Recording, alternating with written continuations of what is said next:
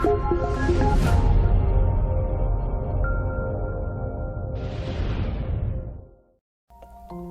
everyone, this is Ross here for XGR, and today we're taking a look at Megaquarium. This is available now on the Microsoft Store, priced at £19.99. That's $23.99 and €23.99. Right, let's jump into it and check it out. Right then guys, so Megaquarium is a management tycoon game. You've got two game modes, you've got campaign and sandbox. So in campaign you start out on number 1 sunny side. So it's the sort of like the tutorial for the game. Gets you to learn the basics, and then as you progress through you got like missions to accomplish.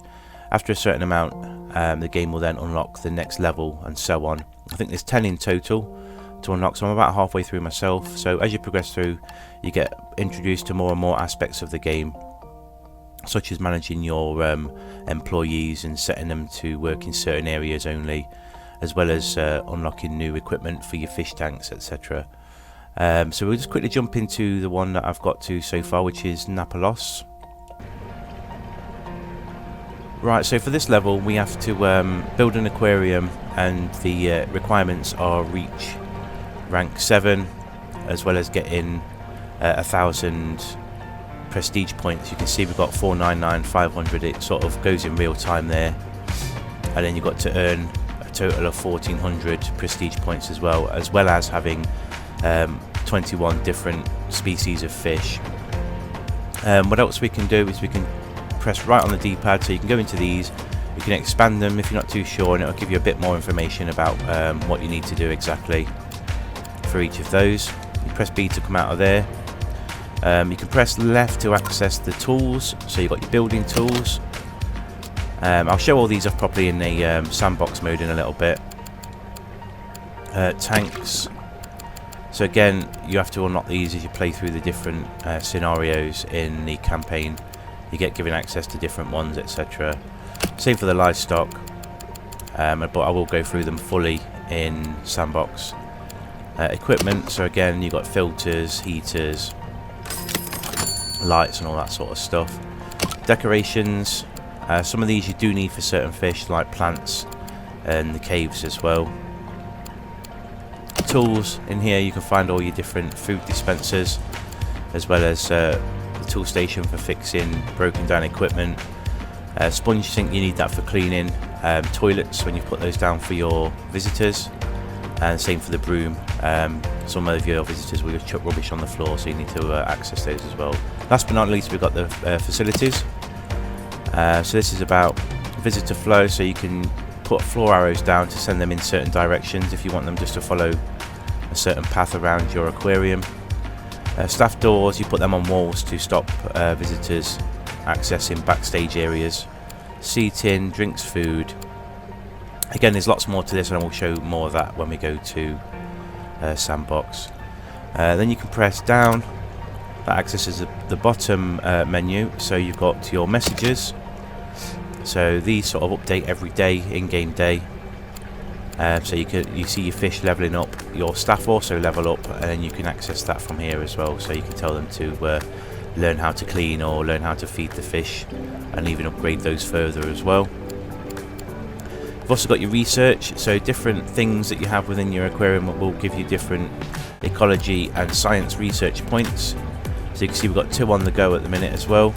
So if I just quickly show you that, we are currently researching the unicorn surgeon fish.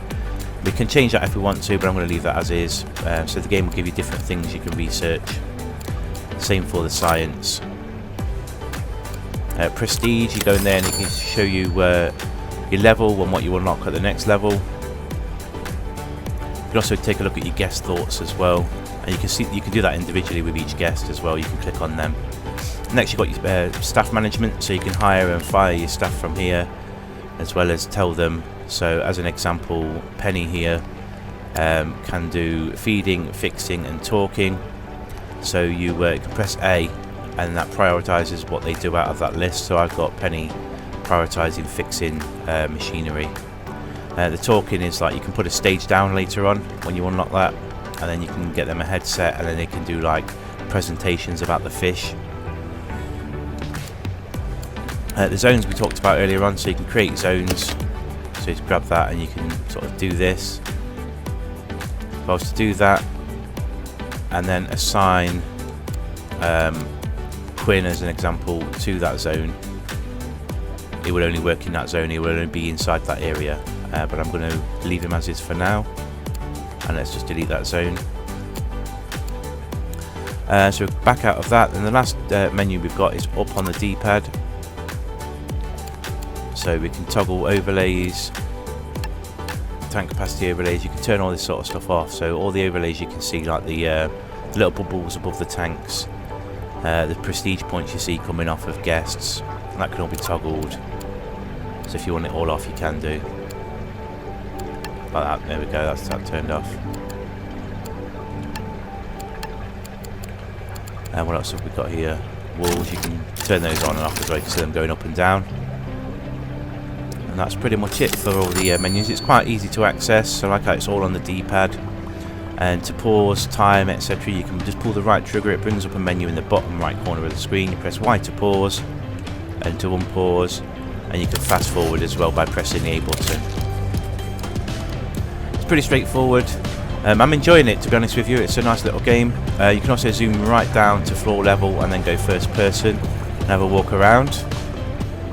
You can even go inside your fish tanks as well and just have a look at the fish you've got.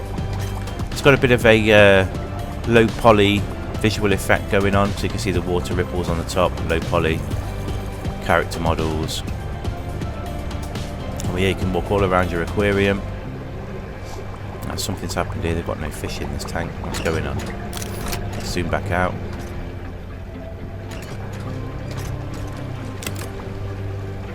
Okay, right, I need to put something in there. Let's just put something in so you can see that. So let's grab grouper. We haven't got any of those. And so this fish, you can press the left stick in when you're on a fish, and it gives you all the information on the right hand side there. You can see me scrolling through what the sort of requirements they need. So this guy dislikes conspecifics, so cannot be housed with coral groupers.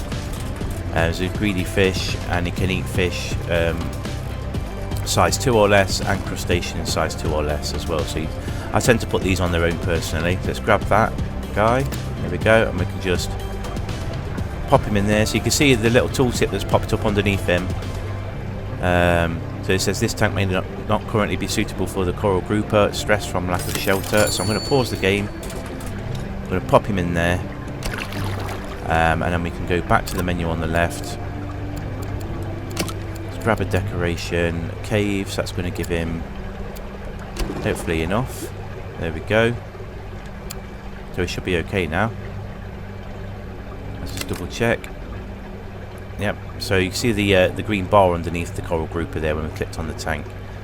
As long as that's fully green, you know they're not getting stressed out or anything. As that goes down, that's like a health bar.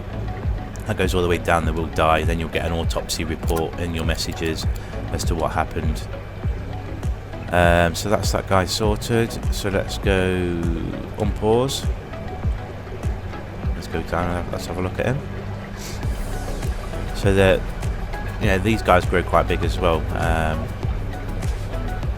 All your fish, you can see them changing size when they do grow. All your decorations as well, they count towards prestige points too. What size are these guys? These are, I think they're fully grown now, these. Right, that's pretty much the basics of the gameplay. So let's just jump into a sandbox world and show you pretty much everything that the game's got. I'll just go through the lists of stuff and yeah, show you all the different species, etc. Just go to load game. Everything you can manage straight from the pause menu. So once you've started the game up, there's no going back to the main menu because everything's just on the pause menu again. So you can go load game. Let's go to that creative world I did. Let's load. Right, so I built a absolutely massive tank just to put some of the bigger fish in. So we've got a shark in there. So first things first then, let's just go through, quickly show you the building tools. So expand is what you want for more floor space, so you get a top down view and you can just sort of put the cursor anywhere you want, and then you hold and drag up to the size you want. It does only let you go so far, and that's the maximum there. Let's just pop that there like so. Press A to confirm. Got loads more space. Build walls. So again, you just drag and drop like so. Ideal for hiding away equipment, because your visitors don't like seeing that out in the open. Let's go through what else we got. Fill in. So yeah, if you've created too much room, you can fill it back in. Platforms you build for taller tanks. Again, I'll show you that over here. So we've got a worker that's climbed up just to be able to access the top of the tank to put some food in. Stairs is there as well. Stairs and platforms you use together. So that's pretty much that. Tanks. These are all the tanks available in game. So you've got your freestanding tanks, wall tanks, then deep wall tanks, your large tanks. So you've got a small tunnel, Belfast tank, large tunnel tank, which is the one that we've got just here. Chicago tanks, I've not seen these. Let's just grab one of these and let's have a look. You can press X to rotate. All the tools are on screen, so you can't sort of mess anything up. So we'll drop that there. But you see the wall at the back, and it's got the yellow arrow on the floor. That is showing you that's where the access to the tank needs to be for the staff, as well as attaching any sort of heating modules, but you can use pumps for those as well. Specialty tank is the creasel tank, ideal for jellyfish. The huge tank is what we've got the shark in at the moment. Again, as I said, they come in a standard size, but you can drag and open those out a little bit. So we'll just quickly show you that one. That's a standard size. You press A and you drag, and you can make it bigger. Right, livestock. I'm just going to go through just like so, just so you can get an idea. I'm not going to go through each one and show you all the specs, because we'll be here all day. We've got butterfly fish, angelfish, lionfish. There's all the sharks, rays, eels, seahorse and sea dragons, box and pufferfish, schooling finfish,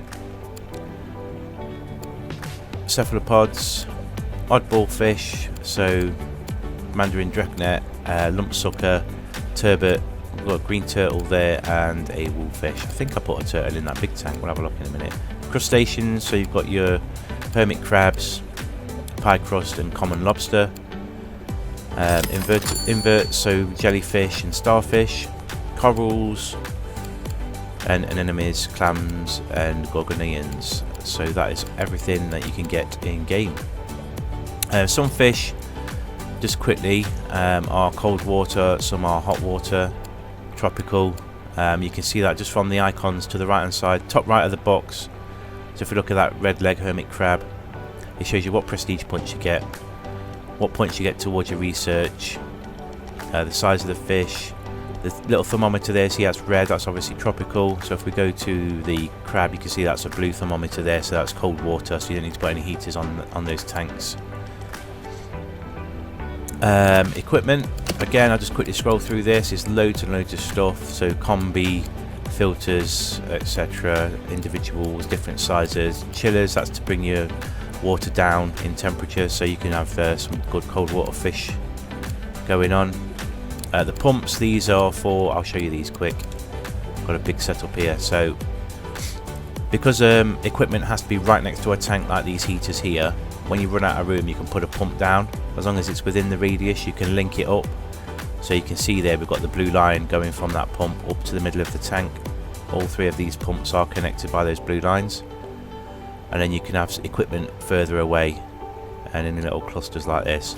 Good thing about this as well, say if I wanted to move all of these, I don't have to do them individually. You can just press Y and it picks everything up. You can move it all in one go, and you can press B and put it back like so. You can do the same with the tank. So if I press Y on the tank, oh, that was a bit strange. There we go. It's picked up the tank, the fish and the attached heaters, so you'd have to rearrange anything connected by a pump. But it's ideal if you just want to move a whole chunk of stuff without having to move things individually. But you can also go in, so if I just press A, on the tank itself. It gives you all the contents, and then you can move stuff one by one if you want to as well. So if you've got a fish that's causing trouble, you've put the wrong sort of fish in, you can press Y to pick it up, and then you can press B. We've still got the turtle, as you can see, and if I wanted to I can move him into a different tank. Let's pop him back in there. Decorations, again, absolutely loads of stuff. You can paint stuff as well, so the different surface types. So you've got jungle paint, so if I wanted to paint jungle, I'd press A on that, and you can do A on the tank. It doesn't really change much, it's supposed to, but it's not doing it. And then we can also go to walls and paint those, and you can also do the floor as well, like so. Right, next, tools. Yeah, we've shown you all these already, so it's pretty much straightforward. You just need to take a look at, when you're putting fish in your tank, what bubble pops up, and make sure you put the correct feeding stations down. So I've got mine just here for this tank. Then facilities, so we quickly skimmed over some of the stuff earlier on. You can see we've got all different types of seating as well, different drinks machines, food machines, 2 different types of toilet. That is the stand I was telling you about, so you can put a member of staff on there, and then they can do a presentation about the fish. I think I've got one member of staff that I can do that with, so I'll just do that quick. We need to go into that one, grab the mic headset. I'll just pop it there for now. Let's go and check out which member of staff can do talking.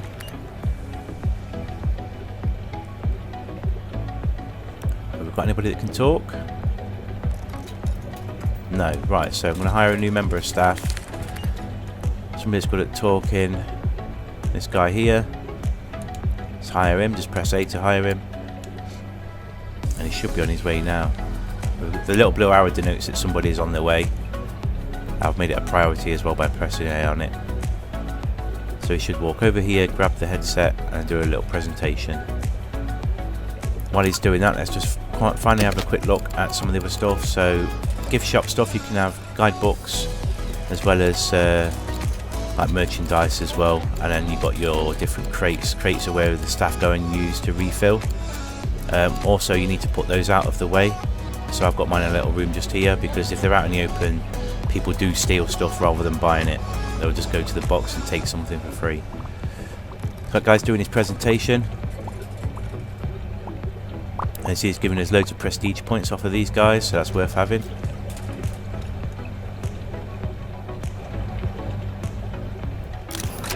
There we go, we've prestiged again. Doesn't really matter in Sandbox. Let's back out of that. You can set up your Sandbox as well different ways. I will show you that in a minute. Just trying to think of anything else we need to go through. Just quickly check out these messages. So it's just showing us there we've seahorses have grown, some of our other fish have grown. That's pretty much it there. But overall though, it's a fun game, lots of in-depth stuff, especially when you get into the management of your staff and assigning them to different areas, and obviously making a nice layout for your aquarium. You can make it all one-way system if you wanted to, make people walk all around all over the place. Plenty of potential. I see it as a nice introduction to tycoon games for younger people as well, like children. It's an ideal game to get them into it, especially if you're sticking on Sandbox. Let's take a quick look at these seahorse. So yeah, overall I'm enjoying it. As I said, ideal to play with your kids and get them into these sorts of games. So let's quickly then back out and show you the different options for Sandbox mode.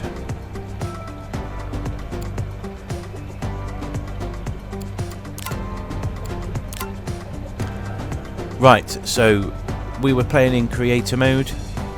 So there's the ultimate Sandbox experience. Everything is unlocked and you have unlimited money to experiment as you see fit and build whatever it is your heart desires. You can do a custom setup as well, or you scroll all the way back through and start from the beginning. So standard. Game experience similar to campaign. Grow your aquarium through the ranks and unlock animals and equipment as you progress. Some animals will only be available via trades and merchants. you'll have the opportunity to complete side objectives to earn extra cash. So that's how the campaign mode works as well, with all the side objectives too, as well as the trading. Quick start, an accelerated standard game where you start with a higher rank and access to more animals and equipment. Limited supply, an interesting game mode for veterans to explore.